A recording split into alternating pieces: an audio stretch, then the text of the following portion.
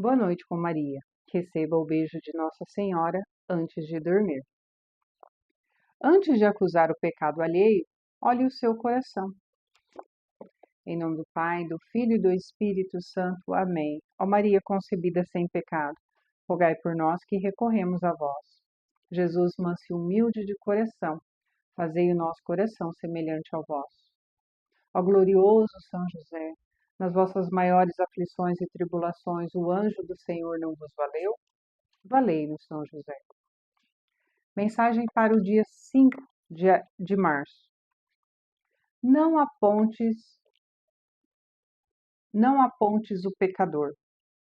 Como eles insistissem, ergueu e disse-lhes: Quem de vós estiver sem pecado, seja o primeiro a lhe atirar uma pedra. João 8, versículo 7. Filho meu, não caias na tentação de julgar os demais.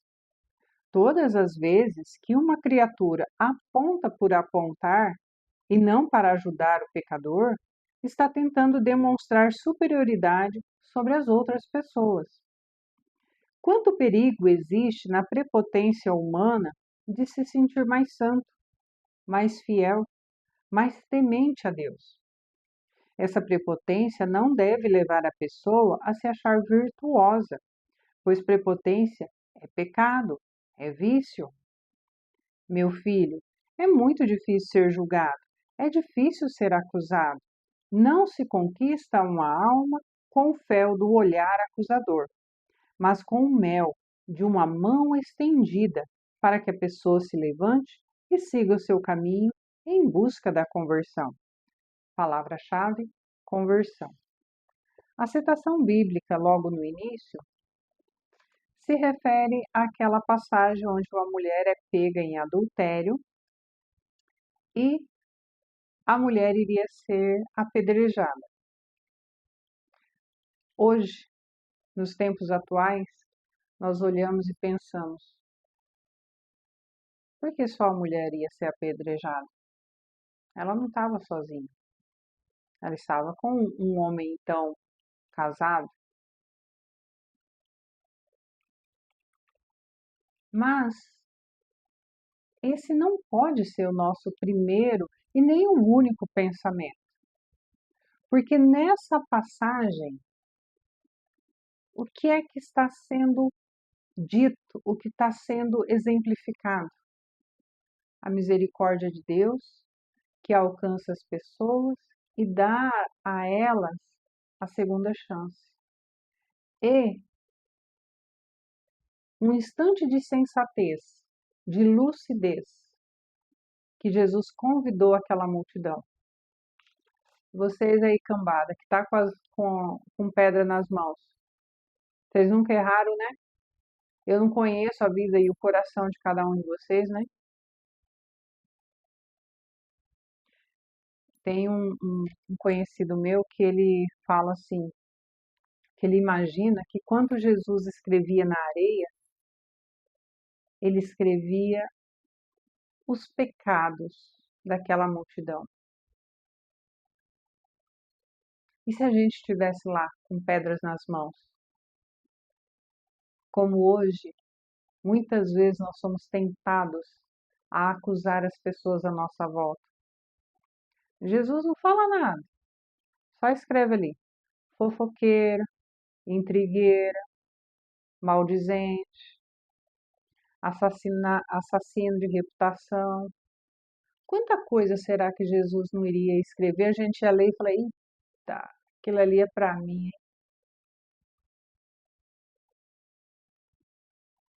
E se a gente inverte os papéis? Que é interessante, né? Quando a gente ouve uma história, a gente procura ali o personagem mais cômodo. E se fôssemos nós, pegos no nosso pecado, e toda a cidade querendo nos apedrejar? Ali não fala que a mulher verbalizou para Jesus que ela estava arrependida. Talvez ela nem tivesse assim uma consciência de que poderia pedir perdão a ele. Esses conceitos parece que não, só depois de Jesus é que veio, né, o perdão dos pecados, a confissão e o perdão dos pecados. Ele escandalizava a muitos quando ele dizia: vai em paz e não peques mais. Mas peraí, tá curando uma pessoa que é aleijada, o que, que o pecado tem a ver, né? E quem é ele para querer perdoar pecados? Então Jesus veio revolucionar e nós sabemos disso. Havia pessoas naquela época que esperavam Jesus revolucionário que derrubasse o poder da época, derrubasse o Império Romano. Tanto é assim que o próprio imperador, as autoridades locais tinham medo de Jesus, porque não entendia bem que revolução era essa. Mas era uma revolução de mostrar misericórdia, compaixão, não passar a mão, não aliviar, não normatizar o pecado, mas acolher o pecador e falar: filho, você viu que está errado, né? Agora, ó, eu te perdoei, levanta, segue sua vida, mas ó, toma tipo, tá? Não peca mais não. Claro que ele não falou assim porque ele é ele e eu sou eu, né? E eu iria falar desse jeito. Já não fui escolhida para ser a filha de Deus, justamente por isso, né? Mas brincadeiras à parte, Jesus nunca normatizou o pecado. Ele nunca fez distinção de pessoas. Andava no meio de quem tivesse por ali. Prostituta, cobrador de impostos, porque os cobradores de impostos, o problema não era o dinheiro, o problema é que eles se aproveitavam e cobravam a mais. E ninguém podia fazer nada, ninguém conseguia se desvencilhar dessa injustiça. Então, por isso que cobradores de impostos eram tão mal vistos assim. E quando dá a conversão de Levi, Mateus, né? Ele fala que ele vai restituir aqueles a quem ele roubou. Por quê? Porque era essa a prática, né? Foi contratado sim para cobrar uma taxa X, mas ele cobrava 3, 4x, né? E ficava por isso mesmo. Então Jesus andava com as pessoas por quê? Porque não é para ter acepção de pessoas, não é para discriminar. E ele, sendo filho de Deus, ele sem pecado algum. Então ele convivia com essas pessoas e falava do amor de Deus para tocar o coração dessas pessoas. E essas pessoas, então, se vendo amadas por Deus e entendendo que esse amor de Deus é tão gratuito, que ela se abrisse e se deixasse seduzir a ponto de caminhar em direção ao amar a Deus sobre todas as coisas. Isso é um caminho, é um processo. Alguns anos atrás, quando eu participava da renovação, eu me lembro, uma pessoa muito querida lá de Barbosa, perguntou assim para mim: Adélia, estou achando maravilhoso o encontro. Não sei se era encontro de primeira experiência, não me lembro agora, mas ela perguntou para mim: o que, que eu faço agora? Eu falei: você continua a sua vida, busca ter vida de oração e Deus vai falar para você o que é para fazer. Tá vendo esse rosário na minha mão? E ele tem várias continhas, né? Então, quando nós nos colocamos na mão de Deus, para mim ele vai falar de um jeito e com você ele vai falar de outro. Ele pode ter falado para mim, por exemplo: cuida das suas roupas, não quero que você use roupa vulgar. Cuida da sua língua, não quero você falando da vida dos outros. Não falte aos domingos, porque é o dia da celebração do meu santo sacrifício. Tenha essa ou aquela prática. Então, para mim, Deus foi puxando o rosário da minha vida e foi me pedindo algumas coisas. E para você ele vai pedir outras. Por quê? Porque no rosário da minha vida, esse vem primeiro, e depois o outro, e depois o outro. Não é universal. Deus sabe o que precisa tirar de mim primeiro. E Ele sabe também o que vai ser tirado depois, o que vai ser modificado ali na frente, o que vai ser aprimorado. Então, eu, Adélia, não posso falar para você, assim como naquele dia eu não falei para Sheila, eu não falei para ela, olha, começa a rezar o Santo Terço todos os dias. Não, terço não, vamos logo para o Rosário. Deus sabe o que prefere na vida dela e Deus vai dando o ordenamento. E esse ordenamento acontece de Deus e inspirando esse coração que está cheio de amor, uma pessoa que está dedicada a atender aos pedidos de Deus. Quando a gente olha para os personagens bíblicos e até mesmo a vida dos santos, não procurando defeitos e nem só olhando que eles são capazes de interceder e alcançar milagres. Não, os santos eles não são nossos empregados. Eles não estão no céu para nos atender pura e simplesmente. Os santos são exemplos. Na Bíblia a gente vê, olha o rei Davi, gente. O rei Davi, a moral foi uma das coisas que Deus foi deixando meio para depois. Porque Deus foi trabalhando no coração dele outras coisas que naquele tempo era mais importante. Então, não vamos ser fiscal da vida do outro. Eu vivi em segunda união. Me doeu muito. Eu me afastei da igreja. Eu não podia ter vida de sacramentos, mas eu nunca disse e espero ter vergonha na minha cara para nunca dizer que a igreja me excluiu. Não, eu me excluí, porque eu fui entrar num casamento de segunda união, eu já estava com 33 anos. Eu não posso dizer que a igreja inventou uma regra nova depois que eu casei. Não, eu entrei sabendo, então eu não posso. Eu tenho que ter vergonha na minha cara e falar a verdade. Eu me excluí, eu me afastei, eu. Mas em meio a tudo isso, no início a gente pensa que, não estou ofendendo ninguém, né? Não estou fazendo mal com ninguém. E amigado com fé, casado é. E essas historinhas, essas ideias de facilidade vai entrando na cabeça da gente e nós começamos a normatizar.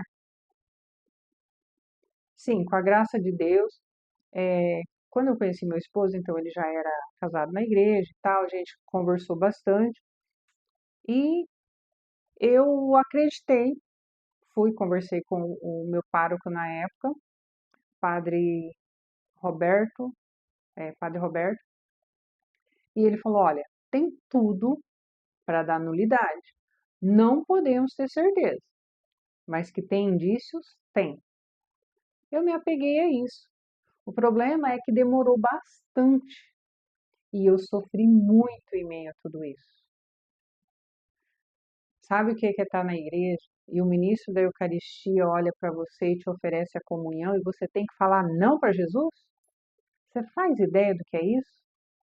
Me doía, me doía, me doía, me doía, me doía. E quando eu me lembro disso, ainda me dói. Amar a Deus sobre todas as coisas, eu não estava amando a Deus sobre todas as coisas, porque eu estava me privilegiando. Mas enfim, então hoje, quando eu falo, por exemplo, que viver em segunda união, não sou eu que falo, é a igreja que nos fala, é a palavra de Deus que nos ensina.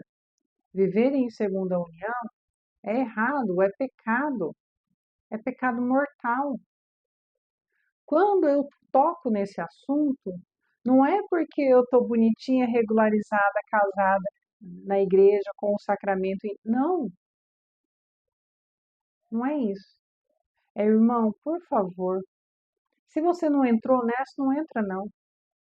Se você está nessa, vai atrás, porque a igreja tem mecanismo e de repente você consegue a nulidade matrimonial, de repente você consegue regularizar. Se não conseguir, se a igreja disser que aquele casamento anterior é válido, vamos rezar e pedir a Deus para que Ele tenha misericórdia. Mas não vamos normatizar. Toda vez que a sociedade atual, principalmente, vamos falar do que a gente está vivendo, sociedade atual quer normatizar uma série de pecados, o que, que vai acontecer? As novas gerações vão cada vez mais olhar como normal e não tem por que ser contra. Eu estava vendo um rapaz contando, não é sobre religião. Ele casou com uma mulher, minha memória não me ajuda muito, mas uma mulher que é de outro país. Eu não sei se ela estava passeando aqui, se eles se conheceram nos Estados Unidos, enfim. Eles se conheceram e aí resolveram casar e eles foram para a terra dela, para o país dela. A família dela estava lá e tal. Ele pegou então, ali eles já tinham trabalhado e conquistado um dinheiro, então acho que não foi no Brasil não. Mandou esse dinheiro para lá porque eles estavam indo para lá, então transferiu para o banco de lá, coisa normal, né? E foram viver lá. Aí eu não sei bem o que que aconteceu, que eles repensaram o morar lá. E aí iam de novo sair de lá. Deve ter sangue de cigano. Minha família parece que é meio assim de vez em quando, sabe? Mas enfim. Aí para sair do país, aquele dinheiro que ele mandou tão tranquilamente, o governo falou: não, peraí, não é assim. Esse dinheiro agora faz parte aqui do país. Por que que você quer levar embora? E meio que foi assim, atrapalhando esse processo, sabe? Iria deixar tirar assim, mais uma parte, iria ter que ser fracionado, uma coisa assim. Mas esse não era o ponto ainda que eu quero chegar. Aí ele foi conversar com a esposa e tal, tal, tal. Aí ela resolveu, uma pena essa minha memória, viu? Mas aí eles foram conversando a respeito das realidades culturais daquele país e uma realidade cultural desse país e que deixou o cara assim de cara e foi perguntar para ela, mas por que que você não me falou um negócio desse? Se eu soubesse disso, a gente não tinha vindo morar aqui. Nas tradições daquele país, se o homem morre, a mulher vai fazer o que da vida? Vai dar trabalho para os pais que já são idosos? Ou, sabe, não tem essa questão de que a mulher ela pode ser independente, ela pode se sustentar e pode até, quem sabe, casar um dia de novo? Não. O homem, o marido morreu, a mulher automaticamente vai ser um peso para alguém. Então, para que isso não aconteça, é cultural. Essa esposa casou, nunca contou para o marido, porque para ela isso é normal. É normal. Aquilo que você cresce ouvindo e percebendo à volta, você vê como normal. Então, lá naquele país, quando o marido morre, a mulher, para não ser peso para ninguém, ela tem que se atirar numa fogueira. Ela vai correndo e se atira numa fogueira. Para essa esposa, é normal porque ela cresceu ouvindo isso. Para nós é absurdo, porque nós não vivemos essa realidade. Entende o perigo quando a gente quer normatizar certas práticas, certos pecados? Porque as próximas gerações que vierem não vão se questionar, só vão entrar e ofender a Deus. Porque não nos esqueçamos. Ah, mas tal coisa não machuca ninguém, não ofende ninguém. Pecado ofende o coração de Deus. Então, se a gente normatizar certas práticas, não estou falando nenhuma específica e também não posso deixar nenhuma de fora. Se a gente normatizar o pecado, nós estamos normatizando uma ofensa a Deus. Então, sempre acolhamos as pessoas, não façamos distinção, não julguemos, nós não temos as chaves do inferno, não podemos mandar ninguém para o inferno. O que nós devemos é desejar o céu para todas as pessoas. O céu não é lugar de gente egoísta. Eu quero ir para o céu, eu quero contemplar Deus face a face, eu quero ver o rosto lindo de Nossa Senhora. Só que se eu quiser ir sozinha, não vai dar certo. Eu tenho que querer ir para o céu, querendo que as pessoas à minha volta vá também. Ninguém vai para o céu sozinho. Então, cuidado. Cuidado com esse politicamente correto de agora, cuidado com essas normatizações que a nossa sociedade está tendo. Muito cuidado com isso. Nós não precisamos ficar nos indispondo com as pessoas, no sentido de que nem todo mundo quer ouvir, mas nós temos que saber o que é certo e o que é errado. Ensinamos para os nossos filhos em casa. E quando as pessoas vêm até nós e vê que nós vivemos contentes, que nós temos força para vencer as dificuldades da vida, e ela vem, de onde vem essa sua força? Como que você consegue estar sorrindo o tempo todo? Você não está preocupado com aquela guerra lá que vai subir os preços aqui, não só do combustível, mas o frete de tudo, porque tudo é trazido no frete, né? Você não está preocupado com isso? Da onde que vem essa sua tranquilidade? Conheci Jesus? Conheci Jesus. Eu sei que tudo que eu tiver que passar, Ele vai estar comigo. Tudo que eu tiver que passar, Ele vai me sustentar. E aí nós vamos testemunhar a nossa fé. Vamos cultivando a nossa fé para que o nosso comportamento, as nossas atitudes sirvam de testemunho para as pessoas e consigamos atrair mais pessoas para viver voltados para Deus. Carrancudo não vai dar certo. Olhar acusador não vai dar certo. Pessoa egoísta não vai dar certo. Então, cristão tem que saber quais são as suas qualidades. Um cristão é caridoso, um cristão é prestativo, um cristão vive sempre contente, um cristão busca em Deus a sua paz. A gente consegue testemunhar Jesus, a gente consegue testemunhar a nossa fé no dia a dia de modo tão simples, tão simples. E aí, quando essas pessoas vêm a nós e falam: escuta, que igreja mesmo que você vai? Porque sim, o povo está sedento, o povo quer viver em paz e quer saber onde está essa paz. Está vendo como que o nosso trabalho é importante? O nosso trabalho ser cristão, o nosso trabalho na nossa conversão, o nosso trabalho em nos tornar cada vez mais parecido com Jesus?